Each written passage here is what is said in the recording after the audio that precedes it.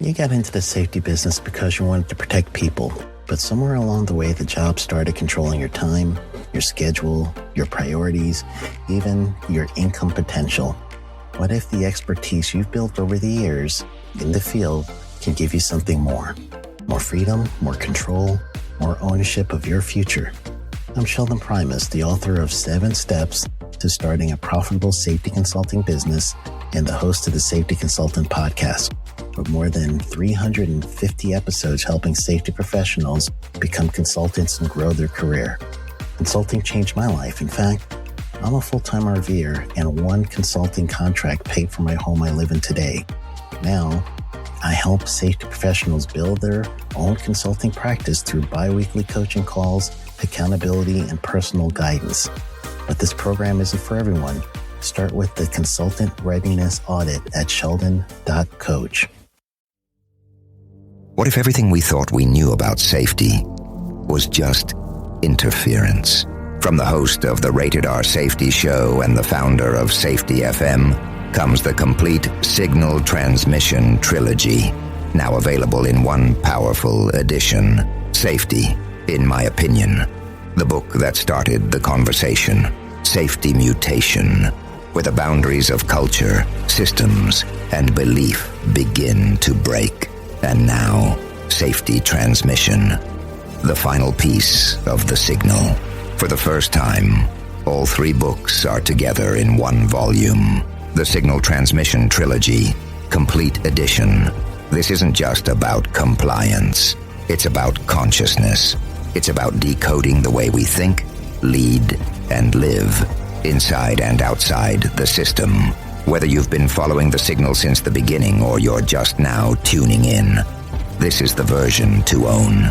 Search Signal Trilogy on Amazon or visit safetyfm.com to get your copy now.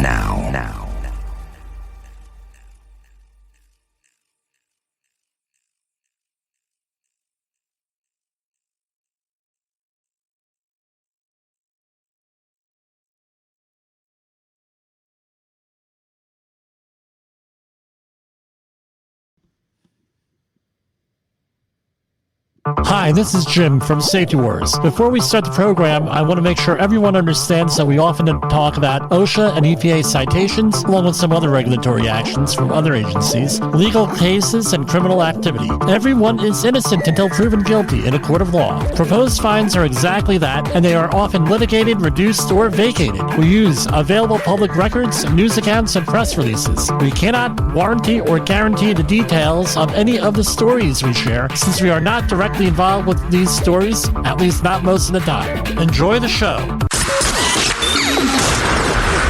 This show is brought to you by Safety FM.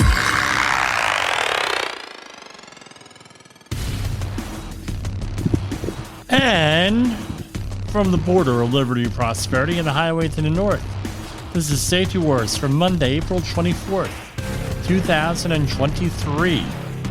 How's everybody doing out there? I hope you enjoyed your Earth Day. I know I did. A lot of stuff going on out here.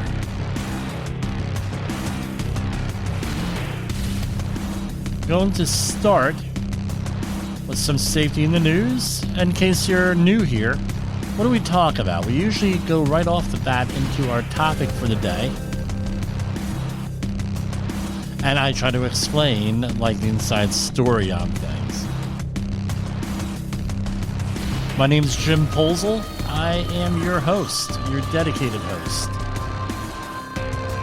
So, I never know how allowed to have that background music. It's a little bit tough sometimes. But we're getting there. So, if you're watching me, we are on a live stream, whatever network you're on. We also have a podcast, and we're usually broadcasting on safetyfm.com live most nights during the week from 8 to 9 p.m. Eastern Standard Time. I tell you what, the weather is looking really good out here for everything that we're doing. All right, beautiful weekend here in the Northeast. I know some parts of the country not so nice, but in the Northeast, Clarkstown, New York, everything was looking great. So, we have a lot of OSHA news today. Inside and outside OSHA and EPA news.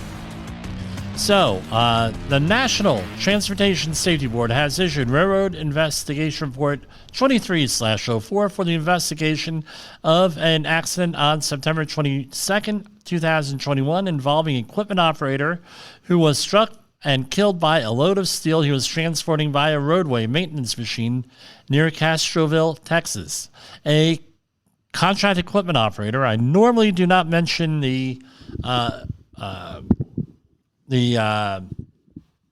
company names, right? Because as we say at the beginning, everyone is innocent until proven guilty, and I'm sure that there's some ongoing litigation here with this, and I don't want to, say things I'm not supposed to. So on September 22nd, 2021, a suspended load of steel grating material was being transported with a boom and stick of a roadway maintenance machine. The equipment operator assisting the workers with a timber replacement project on the Shaken Creek Railroad Bridge. The accident happened near milepost 24. Okay, great. The accident was not witnessed by any employees. At the time of the accident, visibility was good.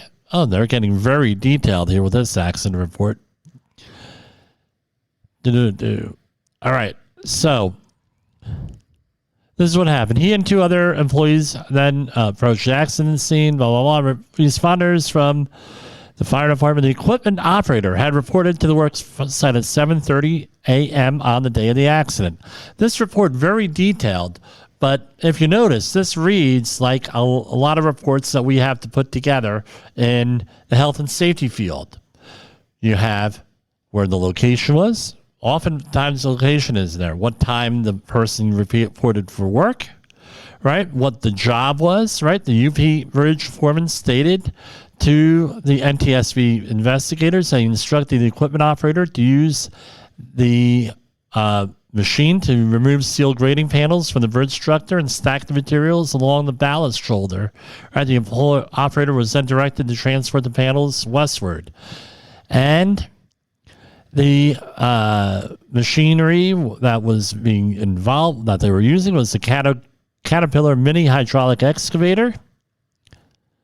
Includes the lifting capacity of the machine and everything else. This is like, it could be in the Straits Times. Usually their press releases are very detailed here. So what exactly happened? The person was trained. The autopsy conducted of the equipment operator who died was the cause of death was hemorrhagic shock. The equipment operator was not drunk. And it sounds like nothing happened with this guy. What's going on here? Come on. Okay.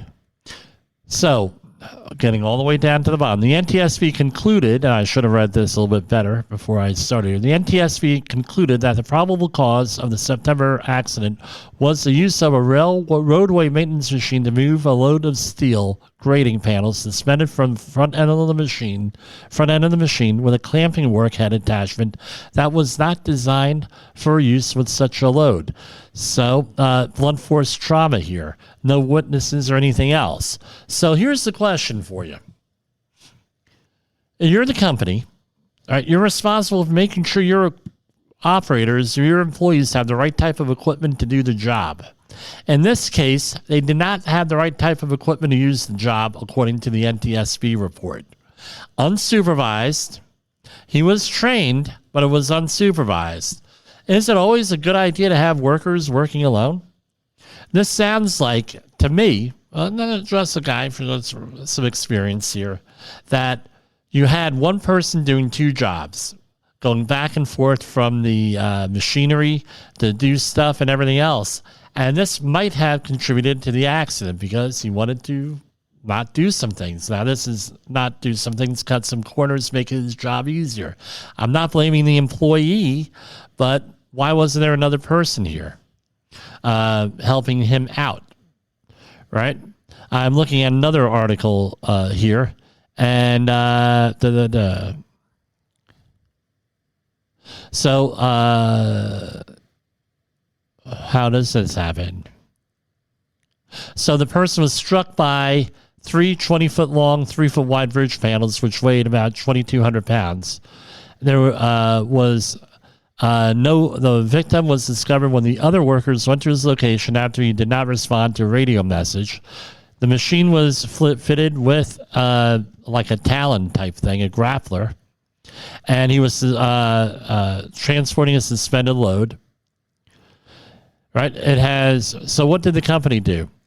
They changed procedures, and they were retrained people, right, and hired 2 safety professionals dedicated to railroad projects and conducting audits. So more supervisory is basically it.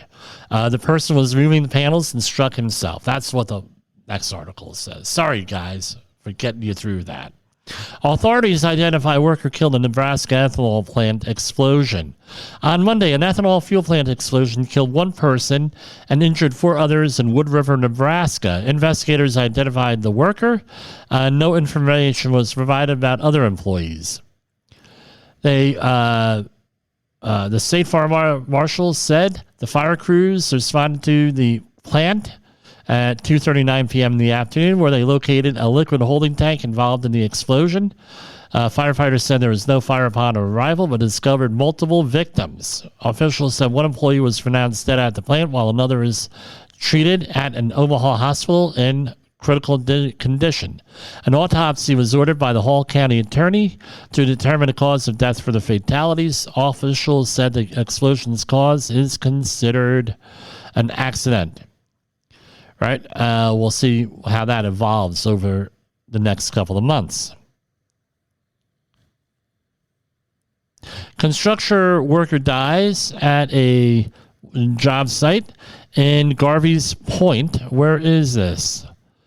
I believe this is Long Island.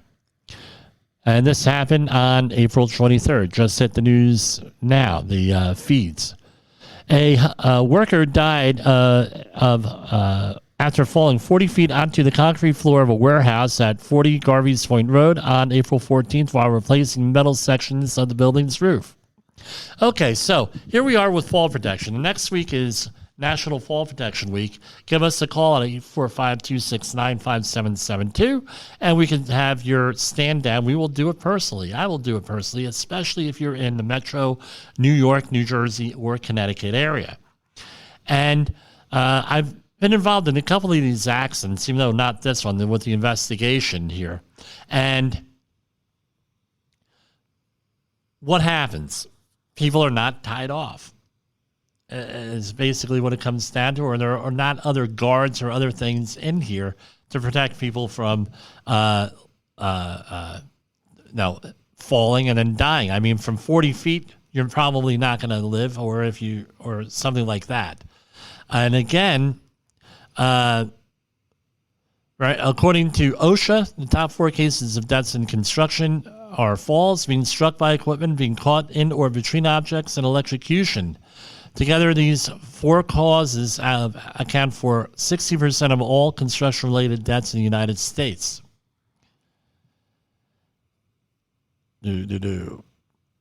So the company is being investigated, and right now there is what could happen here? The facility owner could be held liable for some of this, either in civil court or under the multi-employer OSHA multi-employer policy, because they were there, right? So here is here is a quote from Vincent Alou, Vice President of Labor's Local 66 and a certified OSHA inspector. By the way, there is no such thing as certified OSHA inspector. It is authorized OSHA instructor. Along with Grant Newberger, a spokesman for the Building and Construction Trades Council of Nassau and Suffolk Counties. Reflecting on the employee's death, Alou says that there's nothing worse than someone dying on a construction site. Glen Cove, where this accident took place, just passed the most stringent safety laws on Long Island, and now we have a tragic fatality. This is the first time this OSHA law is being tested on Long Island. I don't know what law that is. Maybe it'll mention it later on. The new law addresses safety requirements for a minor construction site, requiring that workers complete a 30-hour OSHA outreach course. I'm reading into this a little bit. Safety requirements will require someone to be assigned to the site, ensuring that each worker has a 30 or 50-hour. I don't know what a 50-hour OSHA safety certificate is, unless they're talking the Department of Building certificate or something local here. The permit applicant holder or any person performing work on behalf of the permit holder will need to certify to the director of the city's building department, and we'll see what happens. Self-paced courses range between $150 and $215. Well, guess what? We could be out there. I'm going to be honest with you. I could be out there. Long Island, you need training, 845-269-5772 or jim@safetywars.com. If you need a 30-hour outreach course, we're the ones to do it. And I'm shameless self-plug out here. I just did a fall protection course 2 weeks ago for a roofing company. So you need it, I'm there. Cal OSHA Sites Equipment Company, her first contractor for prosecution in confined space deaths. This is a story from last week. The California Division of Occupational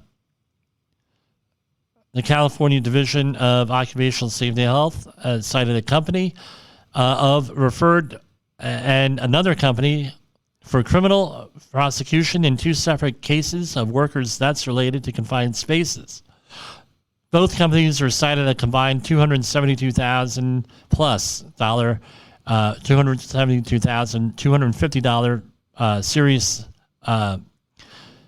safety violation fine for following a confined space death of a worker who suffocated in a 10,000-gallon propane gas tank. In a separate case, one of those companies faced criminal prosecution for death of a worker who lost consciousness and fell 15 feet while cleaning a 50-foot deep drainage sump. On August 18, 2022, a mechanic employed by one of the companies reportedly entered a tank to spray a valve inside. He was later found unresponsive inside the confined space. Sounds like some type of a painter or coating expert here. The Rancho Cucamonga Fire Department rescued the employee and transported him to a nearby hospital where he died. The violations included one categorized as a willful and another serious after Cal OSHA determined the employer failed to follow confined space requirements. We do confined space entry training here too. A willful violation is cited when evidence shows the employer either knowingly violated the law or took no reasonable steps to address a known hazard. And right, so they're being right. So there's a felony criminal complaint against one company, another one for involuntary manslaughter against one of the presidents of one of the companies, and 2 counts of willful violation of an occupational safety or health standard. Another officer at the company who died since 2016 was charged for violating 2 counts of the labor code. So, this is California. You know that you're going to have oversight. Why you wouldn't do it? Why you wouldn't do this? I don't know. You know you're going to have a problem. It's California. And I'm not saying anything against California. It's just, it's good here. But, it's crazy. Probably not going to make the full hour here, right? Investigators, this is from Department of Labor news releases here. Investigation recovers $262,000 in back wages and damages from a Fort Myers restaurant that made servers share tips to chefs, managers, and owners illegally. So there was a Fort Myers restaurant to deny 75 workers all of their hard-earned tips, right? And it's not an uncommon violation of federal law. The decision comes with familiar and costly consequences. Right? Investigators with the department's Wage and Hour Division learned that a company operating a Japanese restaurant required servers to tip sushi chefs, owners, and managers based on the servers' total salaries. The employer's illegal actions made their tip pool invalid under federal law. The division also found the employers could not account for $22,000 in tips they withheld and had no records to prove those tips were paid to servers or any other employee. The employer also failed to pay a regular rate of and overtime to dual occupational workers who completed separate job roles. All of these actions violated the Fair Labor Standards Act. As a result of its investigation, the division recovered $262,000 in back wages. So, what's the moral of the story? Obey the law. It doesn't get any more simple or more difficult than that. Here's another one. Massachusetts Dunkin', the operation formerly known as Dunkin' Donuts, franchisee pays $20,000 in civil monetary penalties to U.S. Department of Labor for child labor law and violations. And this is, again, all right, innocent until proven guilty here. And I'm just reading off the DOL website here. Not keeping track of how many employees under the age of 16 worked and allowing some to operate a dangerous machine has proved costly for a Dunkin' Donuts franchisee, right, in several areas of Massachusetts. So what were they doing?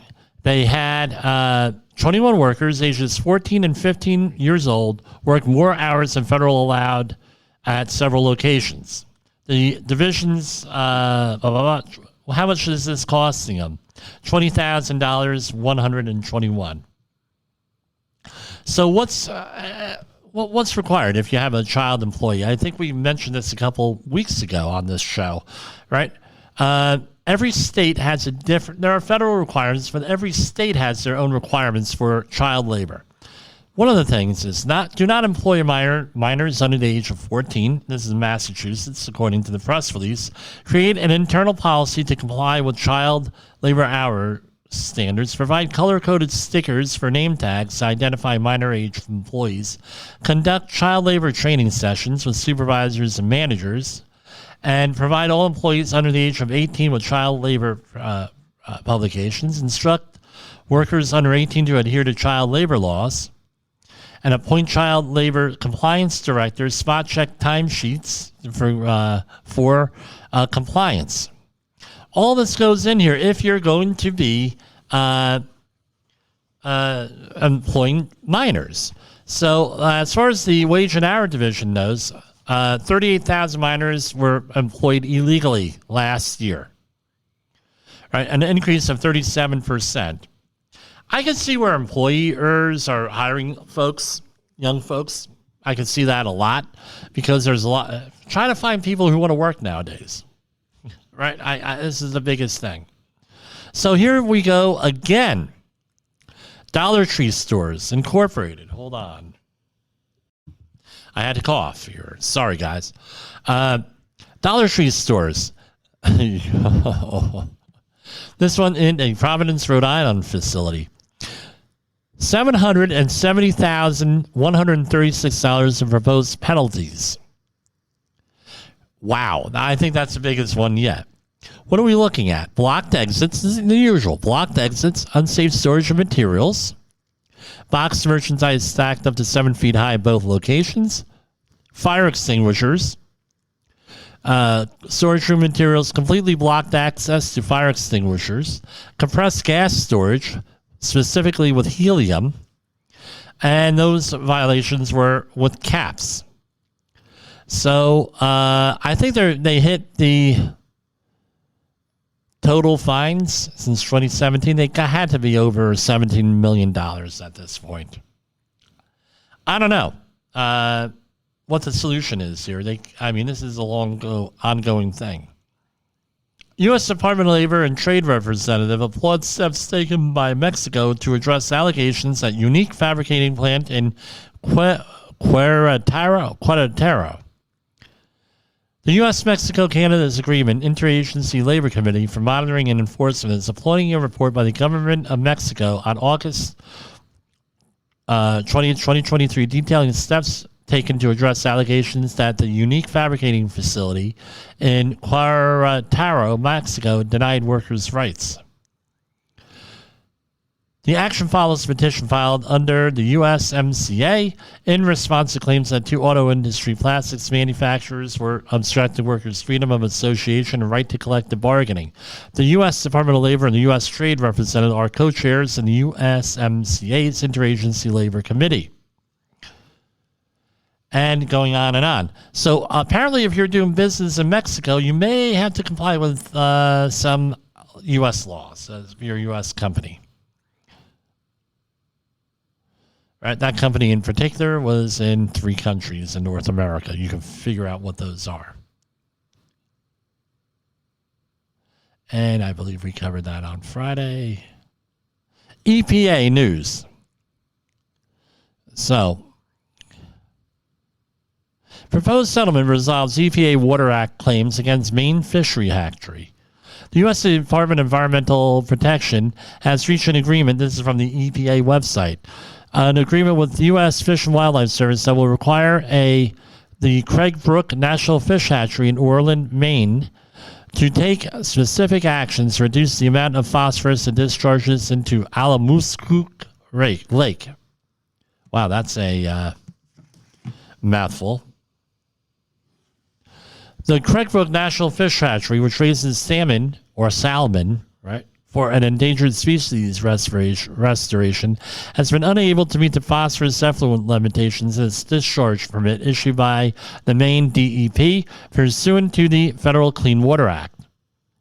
So harmful algae blooms in New England waters have been increasing in recent years and need to be addressed. During negotiations, according to David W. Cash, regional administrator of the EPA's New England office. During negotiations on the agreement, the service proactively instituted certain changes to the hatchery's operations, resulting in reductions in phosphorus discharge. Under the agreement, the fish hatchery cannot meet the annual phosphorus limitations in its current permit by 2025. With these and other best management practices, again, that is a loaded word there, best management practices under these permits, it will need to evaluate and institute either construction of a wastewater effluent bypass to a larger downstream water body that can better assimilate phosphorus discharges, or alternatively fish reduction at this facility, thereby reducing the amount of phosphorus produced.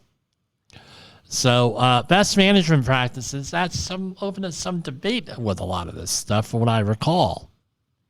EPA settlement with Evonik will reduce air toxins in St. John the Baptist Parish in Louisiana.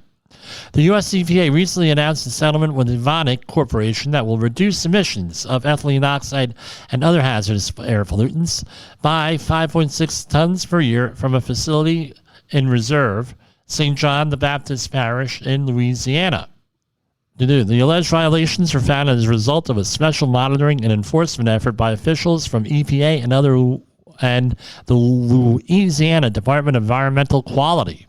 Right, this is like an environmental justice thing. This is what this came down as, right? Because it's in a depressed area, which it should. Everybody has the right to live not in a polluted asshole, right? Pardon the French, but that's basically what it is. A lot of these factories are placed, and the cheapest land is around all of these factories and everything else, and these are at-risk communities that are further put at risk. These are the communities without proper health care, access to health care, ability to pay for health care, or anything else. Right? It's not a good thing to have this stuff like this. So I'm glad the EPA is going in there and cleaning things up. Biden-Harris administration announced its $400 million grant program to fund clean school buses that reduce emissions and protect children's health. So this is like every couple of weeks this comes out. I wonder if they just do a cut and paste on here. Today, the U.S. EPA announced the availability of $400 million in grants for cleaner school buses, reducing harmful pollution and protecting children's health. Under President Biden's Investing in America agenda, funding from the EPA's Clean School Bus program will improve air quality in and around schools and communities, save schools money, create good-paying clean energy jobs, and reduce greenhouse gas pollution, protecting people and the planet. EPA proposes Texas Regional Haze Rule to protect visibility in national parks and wilderness areas.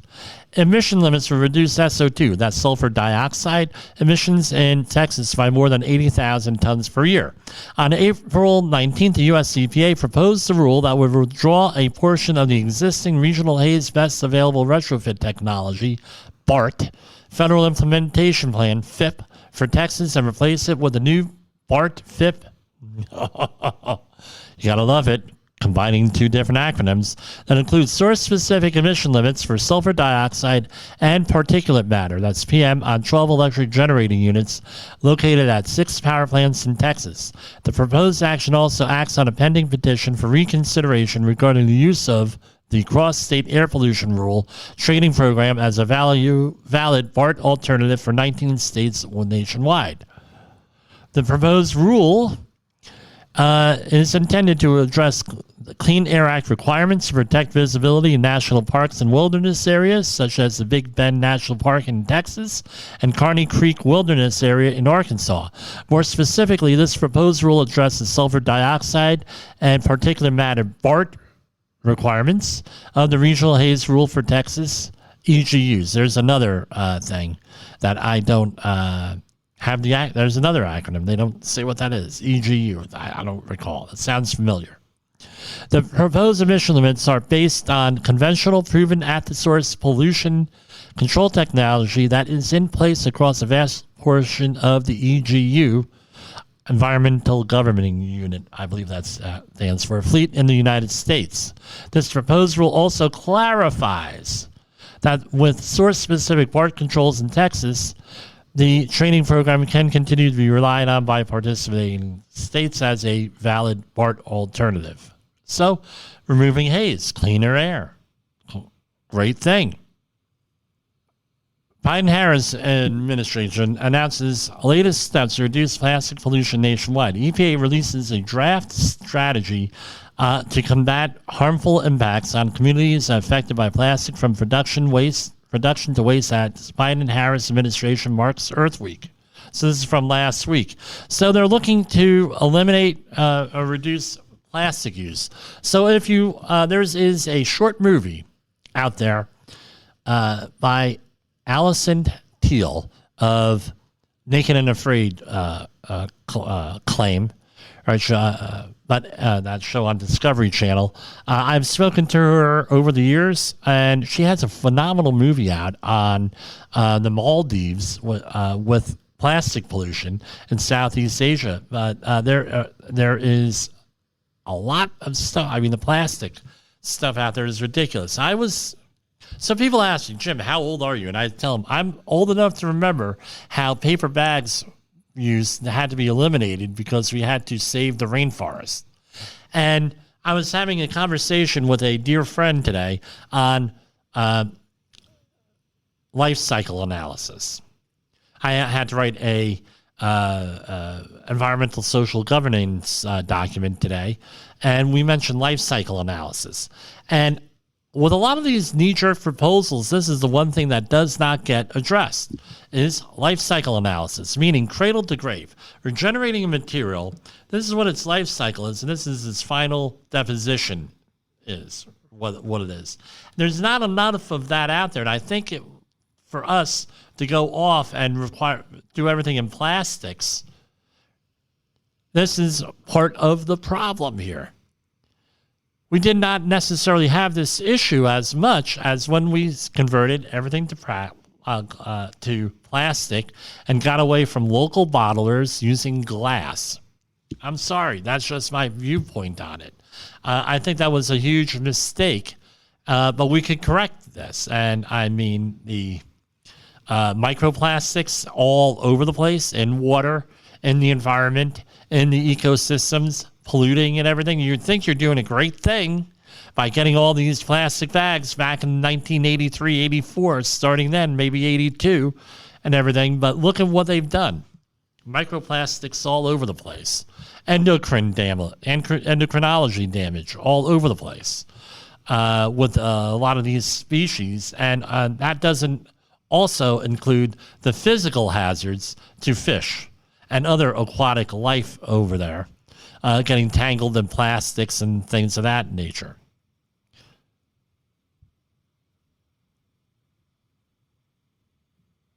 Why is this coming? Okay.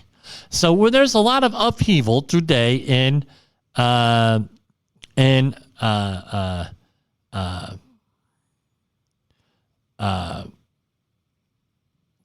news. Right. Specifically, Don Lemon was fired at CNN after 17 years, and he was completely stunned, completely unexpected. I know there were some complaints about him. You could go look them up. I don't know if they're true, not true, what have you on that against him. But as the other one was Tucker Carlson from Fox News. Now, Tucker Carlson, so Fox News had a settlement in a reported $787.5 million defamation settlement with Dominion Voting Systems and a potentially even more costly lawsuit from Smartmatic about the 2020 election and election fraud and accusations there. And they think that this was part of the in the blogosphere and in the talk radio world, that they feel that this was part of the settlement here with that. I don't know. Is any person out there, I mean, you got to save face. You have to show that you're getting better and improving. Is any person worth $787 million with this? My question is this: were they encouraging this? Was this the environment? Was this the system that Fox had set up there to do this? I know that was going to be part of the case. Some people say yes. Some people say no. I have no idea one way or another. So, anyway,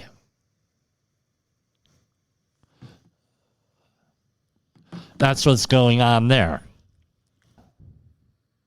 All right. So, last week, I'm sorry about this. Last week we had the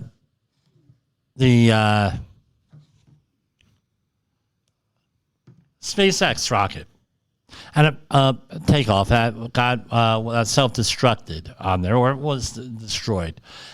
One of the things that they did was they did not know whether the pad that it was on and taking off from would survive. Right? And looking at some of the pictures here, you can look them up online. This thing was destroyed with this. They considered it a success because it was a test flight, and the thing wasn't even expected to get into the air, from what I'm reading here and how I'm drawing an inference from it. And when it lifted off, and for 4 minutes, and they had to destruct it, it was considered a success.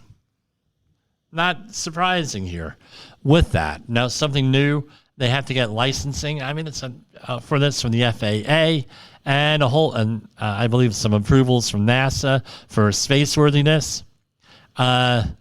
It's incredible. They're probably going to have to redesign a lot of this stuff, and it's going to have to, I don't know, one of the solutions might be that every time that they launch a rocket, they're going to have to rebuild, which means that they'll have to have several of these things going on at one time, several of these launch pads. Just an incredible thing, what they're going through. Okay, how do Americans feel about the Trump? We talked about politics last week. Apparently, according to Yahoo News and YouGov poll, the people don't want either presidential candidate here, Biden or Trump. People have had it. I don't know if that's a good development or a bad development. We're yet to see. We're a little bit too far out right now to figure out what's going to happen with the 2024 election. That's not going to stop people from speculating here. This is from Study Finds. This is from the Duke University School of Medicine.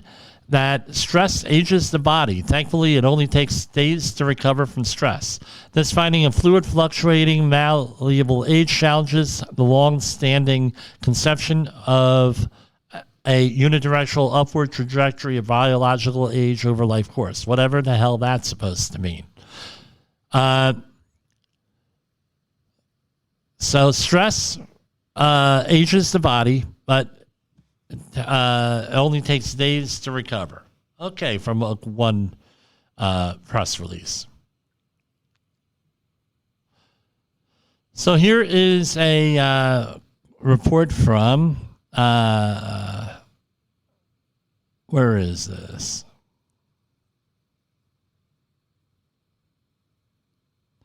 San Miguel.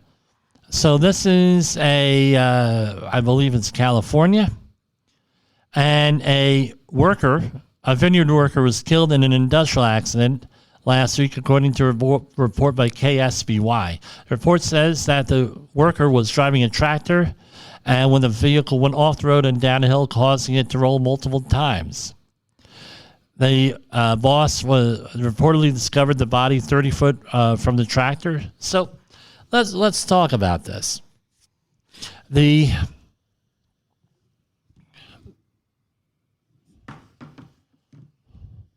So essentially, so what do you have? You have a piece, I'm sorry about that. There's a piece of machinery out there, right? All of it, what's it required to have? A roll bar, right, across the top. And that way for like a generation, unless it's an older piece of equipment, it's supposed to have a seat belt. The fact that this person was thrown 30 foot from the tractor probably wasn't wearing a seat belt. This is one of the big things. This is like a gimme to any of the auditors out there. If you're doing an audit, you don't have a seatbelt on. The worker doesn't have a seatbelt on, it gets marked in. And unfortunately, this falls on the worker. I know we try to set up systems and everything like that for that. Maybe that there's some of that for the person driving off the road. But it ultimately comes down to the worker on this one wearing the seatbelt that's provided. This is one of the hardest things to enforce because it's repetitive. And it actually becomes very adversarial with a lot of safety professionals and the worker to get them to wear the seatbelt. I don't know. People think that they can jump off of the equipment when it starts to roll. Chances are that's not going to happen. When you jump off the equipment, chances are you're going to run over yourself. So, it is what it is with this. Okay? Kind of wear the seatbelts, guys. Right. People think, well, HOP means that nobody ever gets into trouble. That's not true. There are certain simple, basic safety things that you have to do. You're in construction work, and with overhead hazards, you're going to have to wear a hard hat. It's just the way it is with that. Can you eliminate, unless you can eliminate all fall hazards, all head hazards? And the answer is you're not going to be able to. So, because even if you fall, most falls that are fatal include blows to the head. 20% of the include blows to the head, not all, but blows to the head from a fall. And there are other types. So you're going to be wearing a hard hat no matter what. Now, some of the jobs are requiring hard hats that are that have chin guards on chin guards on there, right? Chin straps. 2/3 of Americans care about the environment as much as their finances. 3 in 5 Americans care just as much about saving the environment as they do about saving money. As part of a recent study into sustainability habits, 64% of those polled say they care about their health of the planet and their wallet in equal measure. Right? And now these are Americans. This is not worldwide. Right? Where's this study coming from? One poll on behalf of Bosch. The survey suggests that being sustainable at home needs to go further. So, now this is it's still a Western thing. Most of the planet is still out there wondering where the next meal is going to come from. or their meal next week is going to come from. They're not doing this with this, at least based on what I've read on other polls here.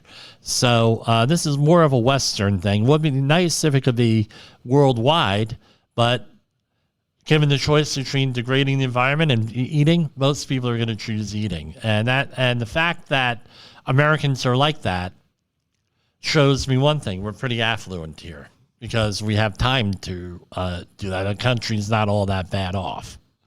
There's hope. There's always hope. Especially when coupled with this. Average person wastes nearly $3,000 in groceries per year. And this is on behalf of HelloFresh. They commissioned this study. So a quarter of all respondents to the survey said they always or often make more food than they're able to finish, usually with the intention of having leftovers, and that never happens. Incredible. More than half of all vegans consume an unhealthy diet filled with processed, and this is from Vienna, Austria, from the Medical University of Vienna. And vegans consume an unhealthy diet filled with processed meat alternatives, sweet snacks, according to a new study. The popularity of processed plant-based alternatives challenges the public perception that veganism is inherently healthy. Researchers from the Medical University of Vienna discovered that vegans tend to exercise more than the average person. However, the experts also identified two types of vegans diets: convenience and health conscious. Convenience vegans make up 53% of the study, consume more processed fish and meal alternatives, vegan savory snacks, sauces, cakes, sweets, convenience foods, etc. And the remaining 47% ate more fresh vegetables, fruits, potatoes, whole meal products, vegetable oils, and fats, protein, and milk alternatives. So there are four basic types of vegans here, or vegetarians. Lacto-vegetarians, they consume dairy products but avoid eggs. Ovo-vegetarians, they consume eggs but avoid dairy products. Lacto-ovo-vegetarians consume both dairy products and eggs. And pescatarian consume fish and other seafood but avoid other types of meat.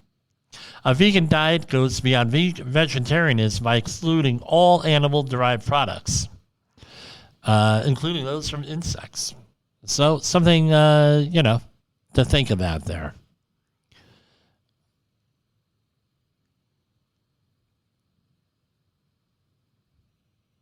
Okay, I think we're going to wrap it up right then and there.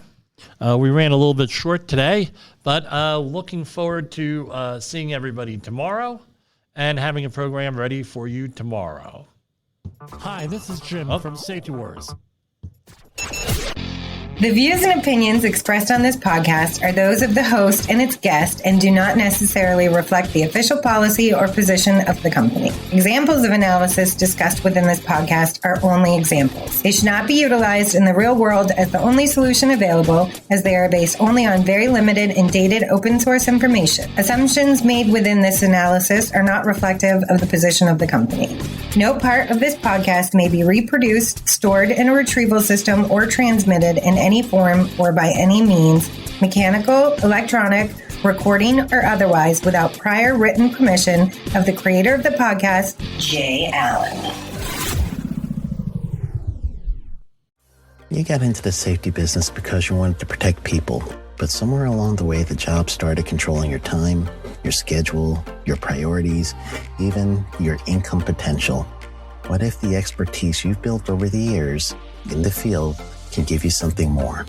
More freedom, more control, more ownership of your future. I'm Sheldon Primus, the author of 7 Steps to Starting a Profitable Safety Consulting Business and the host of the Safety Consultant Podcast, with more than 350 episodes helping safety professionals become consultants and grow their career. Consulting changed my life. In fact, I'm a full-time RVer, and one consulting contract paid for my home I live in today. Now, I help safety professionals build their own consulting practice through bi-weekly coaching calls, accountability, and personal guidance. But this program isn't for everyone. Start with the Consultant Readiness Audit at sheldon.coach. What if everything we thought we knew about safety was just interference? From the host of the Rated R Safety Show and the founder of Safety FM comes the complete Signal Transmission Trilogy, now available in one powerful edition. Safety, in my opinion. The book that started the conversation. Safety Mutation, where the boundaries of culture, systems, and belief begin to break. And now, Safety Transmission, the final piece of the signal. For the first time, all three books are together in one volume. The Signal Transmission Trilogy, Complete Edition. This isn't just about compliance. It's about consciousness. It's about decoding the way we think, lead, and live, inside and outside the system. Whether you've been following the signal since the beginning or you're just now tuning in, this is the version to own. Search Signal Trilogy on Amazon or visit safetyfm.com to get your copy now.